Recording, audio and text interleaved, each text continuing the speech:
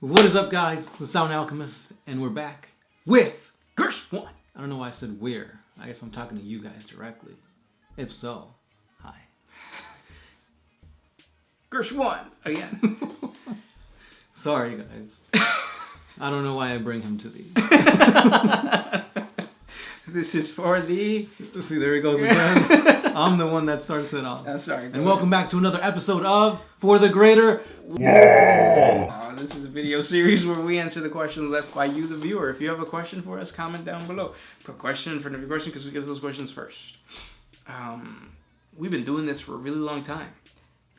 Like just today or in general? No, just in general. And if you think about it, we've been sitting in the same kind of position, saying the same thing for the past, 2 years.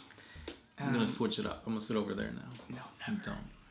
Don't. Anyways, this question comes from Marcel Goussard. He asks, do you think the Emperor is using the Astronomicon to draw the Tyranids to Terra, so that their shadow in the warp can close the webway long enough for him to reveal himself or revive himself?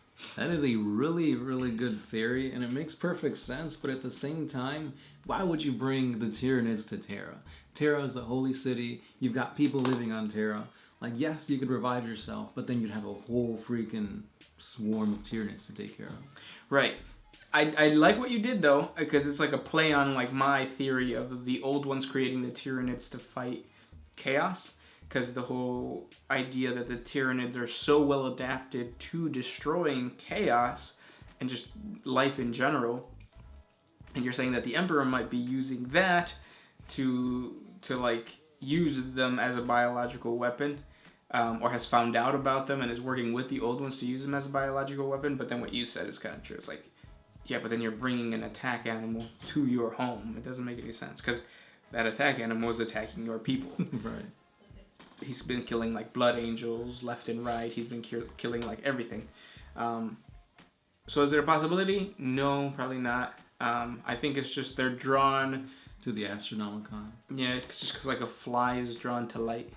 Or is it a mosquito? It's a moth, Gersh. Oh, a moth is... All those moth memes didn't teach you anything? No. There's moth memes? Yeah, there's with the lamp and moths and stuff. I know about the cicada, what is it, 909, 9999? Good question, though. Next one. This one's by Idorian24. Who would win, Tuska Demon Killer or Gasgul Mag Uruk Thraka? Thraka would win. He's bigger, badder, and just... Well... No, I don't know about bigger, though. Yeah, because... Well, so this is the thing about Tuska, right? Mm-hmm. We don't know if when Tuska Demon Killer... Because Killa. Sorry. There he goes again, guys. We don't know if when he dies at the end of the day, he gets revived... And it's kind of like Groundhog Day, where nothing from yesterday actually happened, or if it's he revives and everything from yesterday is still affecting him. Because if that's the case, then he is a monstrous creature. He is huge. He's just a black shadow of darkness consuming everything. There he goes again. And if that's the case, then yeah, he's gonna win against Gatskull.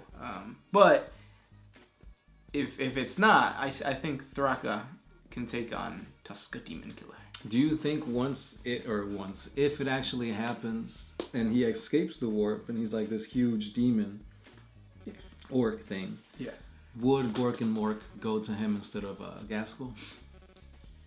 No, I think they would sense that he's been, messing with other people in terms of gods.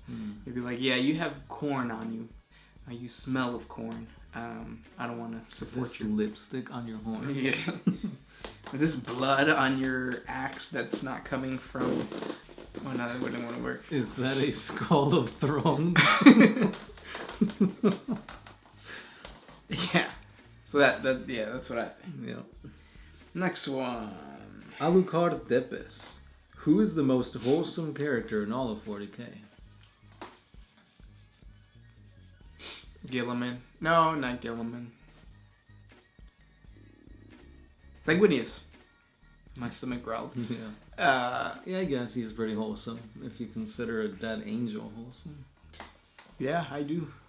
You know? You don't? You know? No, it's more of like a martyr kind of thing. Like, oh, he died for humanity's sake. You see, it's sad. Yeah, it's sad. What about you? I'd have to go with what's his name? The human guy that sacrificed himself on the battle barge. That may or may not have been a thing. He's a perpetual, just a regular human. Oh, from the Cabal. No, what's his name? John Grammatic. No, yeah, Grammaticus. It's not Grammaticus. Yeah, it is Grammaticus. No, it's not Grammaticus. It's the other guy. Oh man, it escapes me, but it's not Grammaticus. Mm. It's another human dude. Okay. Yeah, he's awesome. Next question comes from Brotherhood Greed. I get that there are no Katachan Space Marines, but why? And you don't get it. I mean, they would be the strongest and best. If you see how people survive on Katachan, why wouldn't the Imperium try to make Katachan Astartes? Isn't that a waste of potential? I think you're thinking of the Astartes and the Imperium way more brotherly than you think. The Astartes are separate from the Imperium. The Imperium has no control over what the chapters really do. And Katachan is already a world controlled by the Imperium and the Astra Militarum. The Astartes taking recruits from Katachan would be like someone in the Air Force taking people from the Marines. Like, once you sign up, like, well, I don't know. Can you? You can't, right? Like, if you sign up for a tour, like you're set with that branch. I think so. I'm not 100% sure though. You guys are all fighting for the same thing, but you guys are from completely different schools. I should just make the connection to schools. But yeah, does that make sense? I feel like if they, like, let's say a chapter were to get recruits from Katachan, that the Katachans would see that as more of like a threat or like a declaration of war. Because it's like, oh, not only are you, invading on our turf, you're taking our soldiers away from us. Because the soldiers are the Katachan's resource. There's nothing else that comes out of Katachan other than Katachan jungle fighters. So when the Imperium is collecting tithes, they're collecting... Tide pods? Yeah, tide pods. They're collecting soldiers. So if the Astartes comes and collects soldiers, like you said, it's bad. Next one. Pineapple. What do you guys think of squats? They're really good for your legs, but you have to do a lot of them. Yeah. I don't like that. I can't go heavy because I have a bad back.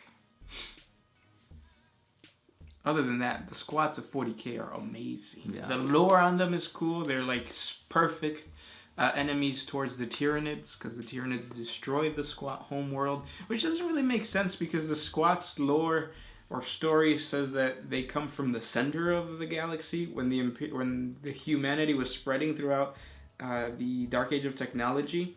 It was the worlds that were closest to the center of the galaxy that compressed humanity down into like dwarf-like, people. And then if the Tyranids are coming in from the Eastern Front, how the hell did they get to the homeworld of the squats if that's in the center of the galaxy? Doesn't make sense. But other than that, they look cool. Yeah. Do you like the aesthetics of dwarf? Not really. I never the dwarves never appealed to me, like in Lord of the Rings or Dungeons and Dragons, that kind of thing. Hobbits, they're in the same boat. They're cool, but it's like not my cup of tea. For my next character in D&D, I'm gonna be a barbarian dwarf. Calling it right now. Next question comes from Grind121. Enjoying the cold front we got? Nope. Nope. I'm not. It went from 88 degrees to 40 in a day. A day, yep. It's pretty bad. And I wouldn't be surprised if tomorrow we have another 80-degree day, but because today was pretty nice. Yeah, today was nice. It was 60s? Mm-hmm. Yeah. I went walking. It was nice. But yeah, I don't like the cold. You like the cold? Not really, no. Well, I prefer fall weather. I don't like snow, but I don't like when it's hot as heck outside. Yeah, I don't like going outside and feeling like my hands are gonna fall off. That sucks. Anyways, next one. Bunny Hop. Marry, screw, and kill. Sly Marbo, Drago, and Gilliman. I would kill Sly Marbo. That's too much screaming. I would marry... Who was it? Drago? Drago and Gilliman. I would marry Gilliman because he seems like he's there, and fuck Drago because like he leaves, so it doesn't matter. One and done. Yeah. Until he comes back. He's not gonna come back, and if he comes back, he's gonna be possessed. Yeah, I agree with you on marrying Gilliman. He seems like the wholesome type. I'd screw Marbo and kill Drago. To be different, Gersh. To be different. All right. And last question. I have one from Seve. Why 20 Primarchs? Why not 100 or 1,000? Because 20 was the amount that the Emperor chose to divide his own strategic intelligence. Each one of the Primarchs is supposed to be a representation of something in war that he is good at or something like that. Yeah. So that's why. That's why there's 20. They're all, like, I think if you go into the whole, like, Tarot lore, like the Tarot cards, each Primarch has a personality type or something like that about the Primarch, or the Emperor. Yep.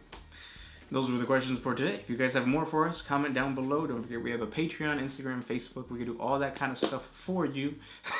Just hit us up. Yeah. Keep sending those spooky questions because Halloween is literally right around the corner. This was Gershwin, Sound Alchemist, and we are out of here. Always